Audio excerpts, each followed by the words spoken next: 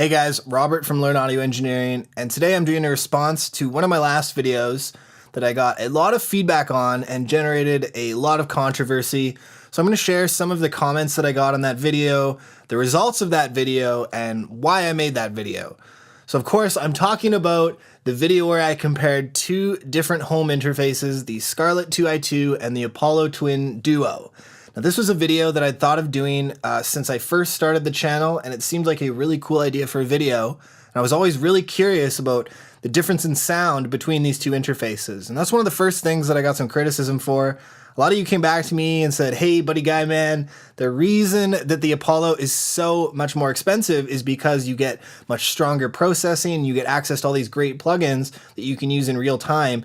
So it really is a different ballpark, and there's just no comparing the two. So granted, yes, the Apollo is capable of much more than the lowly 2i2, and I'm going to come back to that when I talk about the plugins. What I enjoyed most about the feedback was that many of you explained what you preferred about each one and tried to describe how they're both different.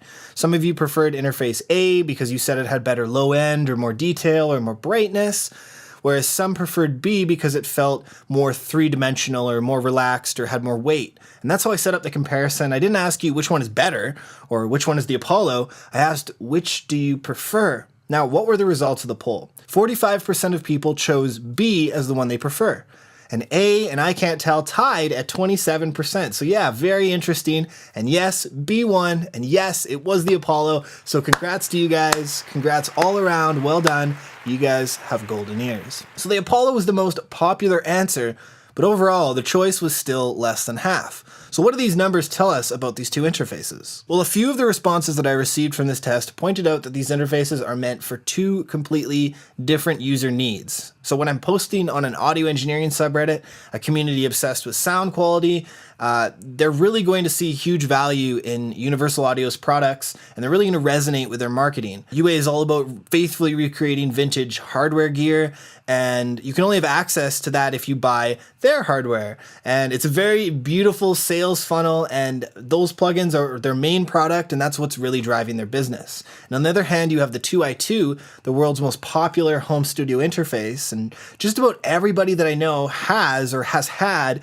a Scarlett interface at some point in their career because it's meant to fit a much tighter budget and give you a great interface for the price. It also comes with tools that are great for beginners, like the Ableton Live Lite and the Softtube Time and Tone bundle, which includes my favorite plugin, the saturation knob. So this 2i2 is a podcaster's wet dream. Why would you need anything else to record a YouTube video or do demos or practice layering instruments together? The existence of one doesn't diminish the other, and like all things in audio, it depends. It largely depends on your needs. Last month, I put out a video with my thoughts on the quality price concept. Do you really need top-end gear to make a great recording?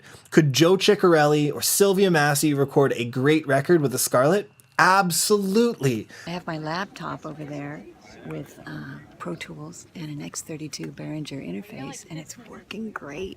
Great gear is great. If I had access to a real Neve 1073, I'd be using it all the time, and I'd be very proud to have that piece of gear in my arsenal. So I get it. I understand the pride in having the best gear and striving for the best possible sound. What I do have a problem with is when this mindset infects beginners who think they cannot create music that has value just because they don't have what you have.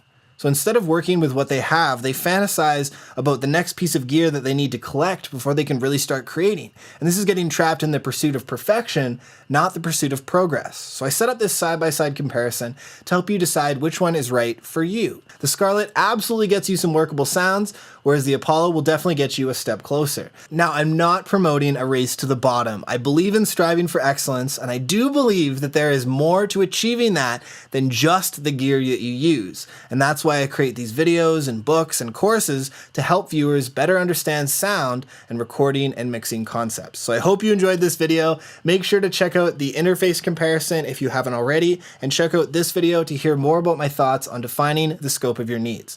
Thanks for watching, and I'll see you in the next video.